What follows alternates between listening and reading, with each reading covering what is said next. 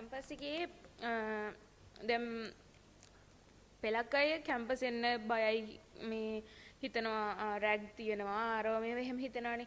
අනේ එහෙම එකක් නැහැ.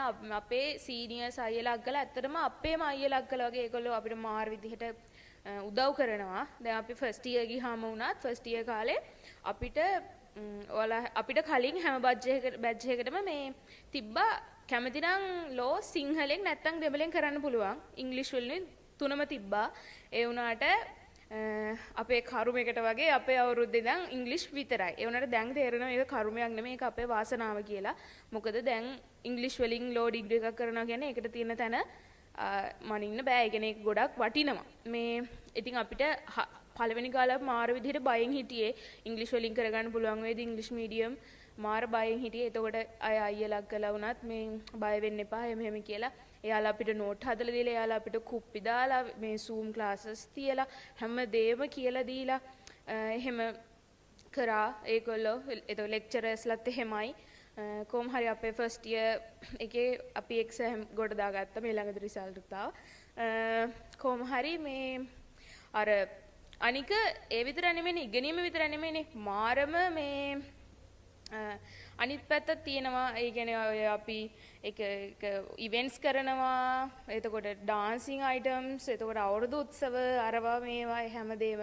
එතකොට ඔයාලා දැන් ගොඩක් අය මේ ලෙවල් කාර්ය බාහිර වැඩ කරනවා. මේ නැටුම් වලට යනවා. ඉස්කෝලේ HP කියයි අරගේ සභාපති කියයි එහෙම කියලා ඒවට යනවා. හරිද? හරිම මේ නිදහසට කාරණා ගොඩක් තියෙනවා. පන්ති ආවේ නැත්නම් ඒවම අනේ ඉස්කෝලේ මෙහෙම වැඩක් තිබ්බා. ඊට පස්සේ ඔයාලා හිතින් ඔයාලව සාධාරණීකරණය කරගන්නවා. ඉස්කෝලේ කාලේ මේව කළේ නැත්තම් කවද කරන්නද කියලා. අනේ ඒව කරන්න කැම්පස් එකෙත් පුළුවන්. ඕන තරම් තියෙනවා. ස්පෝර්ට් හැම ස්පෝර්ට් එකක්ම තියෙනවා. ඉතින් ඔයාලට නටන්න ඕන නම් නටන්න පුළුවන්, රඟපාන්න ඕන රඟපාන්න, හැමදේම සින්දු කියන්නේ ඕන දෙයක් තියෙනවා. ඉතින් ඒ හින්දා අනේ ඒ ලෙවල් කාලේ එව්වට නම් යන්න එපා. ඒ කියන්නේ ඒක බාධාවක් මං හිතන්නේ ඉගෙනීමට ගොඩක් වෙලාවට. පෙලක් අය ඉන්න ඔය දෙකම බැලන්ස් කරගෙන යන. එහෙමයි නම් කමන්නේ. මේ ඉතින් එහෙමයි කැම්පස් එක. දැන් අපි සීනියර්ස්ලා වුණාම අපිත් අපේ ෆස්ට් ඉයර්ස්ලාට අපි අලුතෙන් එයාලට way to justice කියලා ඒක අප්ඩේට් කරලා එයාලට දුන්නා. අපිත් එයාලට කුප්පි දානවා එයාලගේ එක්සෑම් ලඟ වුණාම එහෙම දේවල් කරනවා. අනික සහෝදරත්වයේ කැම්පස් එක ඇතුලේ ඉන්න එක්කෙනෙක් හරිම එකමුතුයි. අනික දැන් ඔයාලගේ ගෑල් ළමයි පිරිමි ළමයි වෙනමනේ ඉන්නේ නිකන් ගෑල් ළමයි පිරිමි ළමයි ඇලර්ජික් වගේ ගෑ වුණාම නිකන් මොකක රෝගයක් බෝ වෙයි වගේ එහෙම ඉන්නේ. ඒ වුණාට අපේ එහෙම නැහැ. ඒ කියන්නේ ලෙක්චර්ස් වල වුණත් මෙහෙම ගෑල් ළමයි පිරිමි ළමයි එක ළඟ ඕන තරම් ඉඳ ගන්නවා. එහෙම කිසිම එකක් නෑ. අනික මාරම සහෝදරත්වයක් යාළුකමක් නෙමෙයි කැම්පස් ඇතුලේ තියෙන සහෝදරත්වයක් ඇත්තටම කිව්වොත්.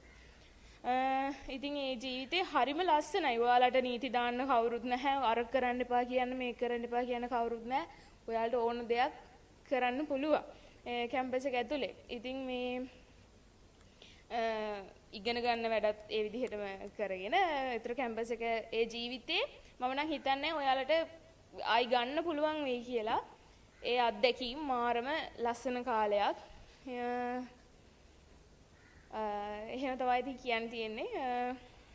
අනික ඉතින් අපි අපේ ජීවිතේ තනියෙන් නැගිටින්න අපි උත්සාහ කරනවා. එතකොට තමයි අපිට ජීවිතේ අර බර තේරෙන්නේ.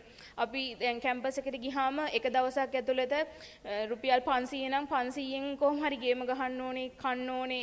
ඒ දේවලුත් තේරෙනවා. දැන් කොහොම හරි රස නැති වුණත් කැන්ටින් එකේ තනකොළ මැල්ලුමයි ඒ බතුයි ඒ ටිකත් කන වෙලාවල් තියෙනවා.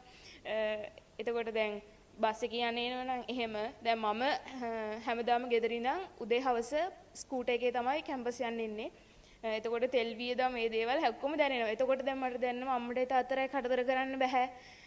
එහෙම කියලා ජීවිතේ බර දැනෙන්න පටන් ගන්නවා. දැන් මමත් දැන් සිංහල 10-11 වසරේට ක්ලාස් කරනවා. මමත් දැන් ටීචර් කෙනෙක්.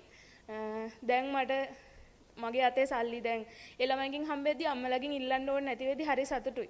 දැන් මං හම්බ කරපු සල්ලි වලින් අම්මලාට අර බරක් වෙන තු ජීවත් වෙද්දි ඒක මාර සතුටක්. ඉතින් අර ඒ කැම්පස් ජීවිතයේදී තමයි ජීවිතය ගැන අපි ඉගෙන ගන්න. එච්චර කල් අපි ජීවත් වෙන්නේ අර හරි ෆැන්ටසි ලෝකෙකනේ. දැන් ඕගොල්ලෝ උනත් අම්මලාට තාත්තලා ලොකුකම් දාගෙන ඉන්න මේ වුණාට ඔයාලට තාම ඔයාලගේ ඇඳුමක් ගන්නවත් ඔයාලට සල්ලි නැහැනේ. ඔයාලගේ සල්ලි වලින් තාම ඇඳුමක්වත් ගන්න බැහැනේ. ඉතින් මේ ඒ හින්දා ඒක තමයි කියන්නේ කැම්පස් ජීවිතේ මාරයි විඳලම බලන්න. එච්චරයි ඉතින් කියන්න තියෙන්නේ. ඒ හින්දා බය වෙන්න එපා කැම්පස් එන්න. පෙලක් අය කියනවනේ මේ කැම්පස් ගිහින් වැඩක් නැහැ. අයියෝ අවුරුදු 4 නිකන් ඒ කියන්නේ කැම්පස් යන බැරි කට්ටිය. හරිද? ඔයාලා ඒවට සැලෙන්න එපා. අයියෝ කැම්පස් ගිහින් වැඩක් නැහැ කිව්වම ඔයාලා අහන්න ඔය මොන කැම්පස් එකටද ගිහින් තියෙන්නේ කියලා. ඒක එහෙම කියන්නේ ජෙලස්. ඒ යන්න බැරි අය තමයි එහෙම කියන්නේ. හරිද? ඒ හින්දා ඒවට රැවටෙන්න එපා. ඒක වැලියු එක ඔයාලට කියන්න බෑ. ඒ හින්දා කැම්පස් එන්න කොහොම හරි එන්න. ඔයාලට බැරි නෑ. ඇත්තටම බැරි නෑ. මේ කාටවත් බැරි නෑ. හැමෝටම පුළුවන්. ඒ හින්දා වැඩ කරන්න. එච්චරයි කියන්න තියෙන්නේ. අපුඩයක් ගහන්න අපේ අනාගත නීතිඥවරයෝ දෙන්නට. ඔබට මොකද හිතෙන්නේ? උසාවිය ජය ගනීද දෙන්න? කොහොමද නේද? අනිවාර්යෙන් මේ රටේ නමක් තියෙන නීතිඥවරයෝ දෙන්නෙක් බවට පත් වෙනවා. කාටද ආඩම්බර නේද? කාටත් ආඩම්බරයි ඉතින්. මෙහෙමයි ඉතින්. මෙහෙම තැනකට ආවට පස්සේ අයිතිකාරයෝ ගොඩක් ඉන්නවා. උදව් කරන්නත් ඕන තරම් කට්ටිය ඉන්නවා. නමුත් ඊට කලින් තමයි නේද? එහෙම කවුරුත් නැත්තේ හින්දා ඕගොල්ලන්ට හොඳ ආදර්ශයක් මේ වෙලාවේ මම ඉතාම අගය කරනවා. දැන් නවෝදනන් ඉතින් ගම්පහ පන්තියට එන එක සාමාන්‍යයි. එයා ගම්පහින්ද. නමුත් පැතුමිනී නුගේගොඩ ඉඳලා නේද? නුගේගොඩත් නෙවෙයිනේ. එතකොට මේ පන්තියට අද ආවා ඇවිල්ලා ඔයගොල්ලන්ට මොරාල් එකක් දුන්නා මේක අහගෙන ඉන්න ඔන්ලයින් අයත්. එතකොට ඒක මාර වටින මොරාල් එකක් නේද? නිකන් ඔය නිකන් ඇඳුමෙන් එන්නේ නැතුව නේද? ටිකක් නිකන් බලන්නකො ටිකක් ලෝය ලුක් එකක් තියෙන විදිහට ඇවිල්ලා නේද? ඒක තමයි දැනෙන්නේ ඔයගොල්ලන්ට. අපි වගේ නම් මේ වගේ වැඩකට ආවනම් මේ වගේ තැනකට ආයෙන්නේ නැහැ නේද? එහෙමම අපේ වැඩේ කරගෙන යනවා මිසක්. ඒ හින්දා දෙන්න ලොකු කැපවීමක් කරලා ආවේ. මේ තව අප්පුඩියක් ගහන්නකෝ.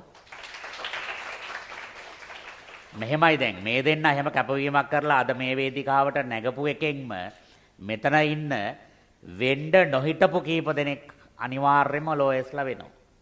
ඒක තමයි මේ දෙන්නට ලැබෙන පින. පැහැදිලිනේ මම මේ ප්ලෑන් කරලා මගේ ළමයින්ට මං ගැන කියව ගන්න මේගොල්ලන්ව ගෙන්නුවා නෙවෙයි. මට මැසේජ් එකක් දාලා තිබුණා ඕදනම් මැසේජ් එකක්වත් දැම්මේ නැහැ. පැතුමිනියක් අදාලා තිබුණා නවෝදත් එක්ක මම එනවා ගම්පහ වැඩකට එන ගමන් සර් බලන්න කියලා.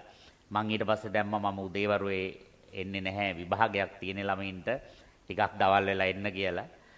මේ කිව්වා වගේම විභාගයක් තමයි දුන්නේ උදේ. මේගොල්ලෝ හරි කැමති විභාග වලට. එහෙනම් අපි අක්කලා දෙන්නට සමුදෙමු නේද? ලංකාවේ නම රැන්දු නීතිඥවරියෝ දෙපළක් වෙලා ශ්‍රේෂ්ඨාධිකරණයේ අග්‍ර විනිශ්චයකාරවරිය දක්වා යන්නට අපි ආශිර්වාද කරනවා අපුඩියක් ගන්න.